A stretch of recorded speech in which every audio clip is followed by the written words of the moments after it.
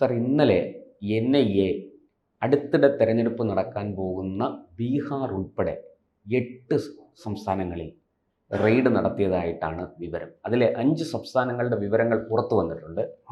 നിരവധി പേരെ അറസ്റ്റ് ചെയ്തതായിട്ടും അറിയുന്നു.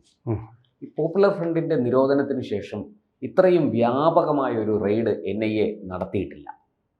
ഇതിപ്പോൾ വളരെ ശക്തമായ, അതായത് ഒരേ സമയം റെയ്ഡുകൾ നടന്നിരിക്കുകയാണ് ഈ 5 സംസ്ഥാനങ്ങളിൽ. എന്താണ് സർ ഈ റെയ്ഡിൻ്റെ കാരണം? ഈ അറസ്റ്റ് ചെയ്തവരുമായി ബന്ധപ്പെട്ട് എന്തൊക്കെ വിവരങ്ങളാണ് NIA പങ്കുവയ്ക്കുന്നത്? ഇതൊരു ഓപ്പറേഷൻ്റെ രൂപത്തിൽ പറയുകയാണെങ്കിൽ, അതിൻ്റെ തലത്തിൽ പറയുകയാണെങ്കിൽ ഇതിന് ഓർക്കസ്ട്രേറ്റഡ് ആക്ഷൻ എന്ന് പറയും. ഇപ്പോൾ നമ്മുടെ ED എൻഫോഴ്സ്മെൻറ്റ് ഡയറക്ടറേറ്റ് സാമ്പത്തികമായിട്ടുള്ള കുറ്റകൃത്യങ്ങൾക്ക് നടത്തുന്ന നടപടിയും ഏതാണ്ട് സമാനമായിട്ടുള്ള രീതിയിലാണ്.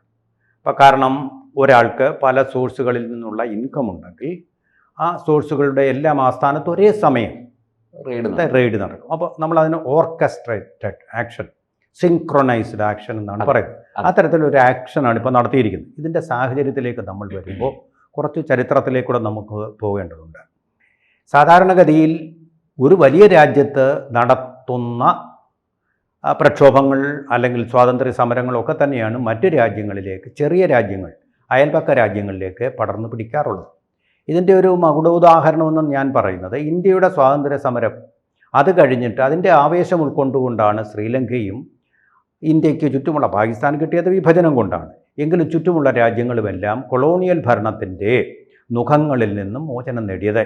അങ്ങനെയാണ് എപ്പോഴും സംഭവിക്കാറുള്ളത്. ഒരു വലിയ രാജ്യത്ത് വിപ്ലവം അല്ലെങ്കിൽ പ്രക്ഷോഭം നടക്കുന്നു, പൊളിറ്റിക്കൽ ഇക്കോസിസ്റ്റം അനുസരിച്ച് മാറാം. അതിനെ തുടർന്ന് മറ്റുള്ളവർ അവർക്ക് പിന്തുടരുകയാണ് സാധാരണഗതിയിൽ ചെയ്യുന്നത്. അതിന് മറ്റൊരു ഉദാഹരണം കൂടെ പറയാം. നമ്മുടെ സോഷ്യൽ മീഡിയ, ഡിജിറ്റൽ പ്ലാറ്റ്ഫോം, ഇതിനെയൊക്കെയാണ് നേപ്പാൾ പോലുള്ള രാജ്യങ്ങൾ വളരെ താമസിച്ച് പിന്തുടർന്നത്. പക്ഷേ അവിടുത്തെ സോഷ്യൽ മീഡിയ എന്ന് പറയുന്നത് ശക്തമായിട്ടുള്ള, ജനങ്ങൾക്ക് ഒഴിവാക്കാനാവാത്ത, അവരുടെ സ്വാതന്ത്ര്യം പോലെ, അവരുടെ ശ്വാസം പോലെ, അവർ കുടിക്കുന്ന വെള്ളം പോലെ അത്യന്താപേക്ഷിതമായിട്ടുള്ളൊരു വസ്തുവായി കഴിഞ്ഞിരിക്കുന്നുവെന്ന് തെളിയിക്കുന്ന പ്രക്ഷോഭങ്ങളാണ് അയൽ രാജ്യത്ത് നടന്നിരുന്നത്.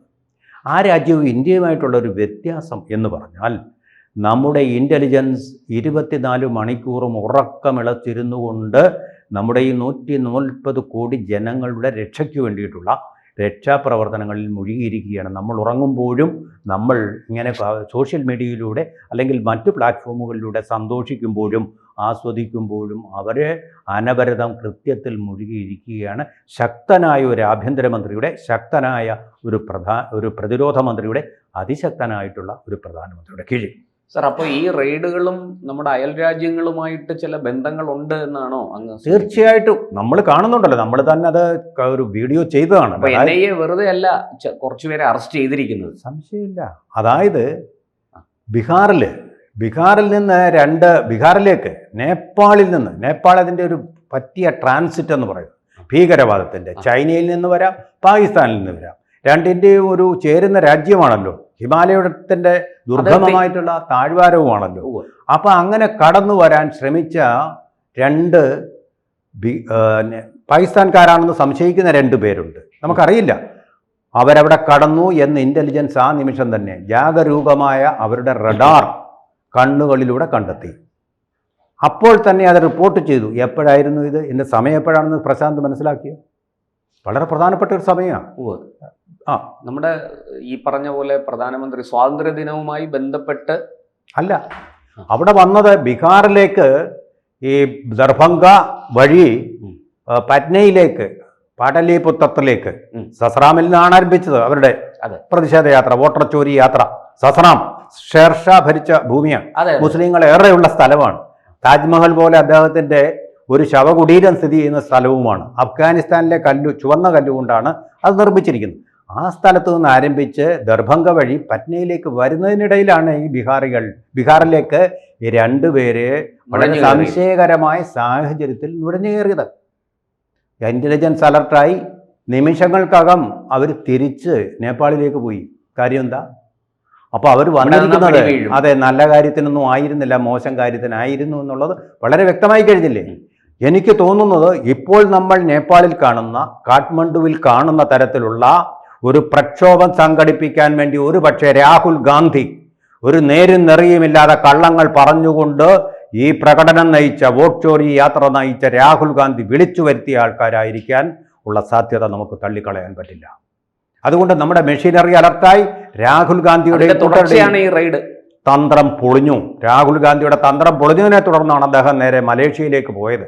ആ മലേഷ്യയിലാണ് കഴിഞ്ഞ ദിവസം രഹസ്യമായിട്ട് BJPയുടെ വക്താവായ മാളവിയ ഒരു ഫോട്ടോ എടുത്ത് രാഹുൽ ഗാന്ധി കുറേ പർദ്ദയിട്ട സ്ത്രീകളോടൊപ്പം നിൽക്കുന്ന ഫോട്ടോ നമുക്ക് അയച്ചു തന്നത്. ഇതിൻ്റെ കാര്യങ്ങളൊന്നും നമുക്കറിയില്ല. കാരണം അദ്ദേഹം സെക്യൂരിറ്റിയെ മാറ്റിയിട്ടാണ് ഒറ്റയ്ക്ക് രഹസ്യമായിട്ട് പുറപ്പെട്ടത്.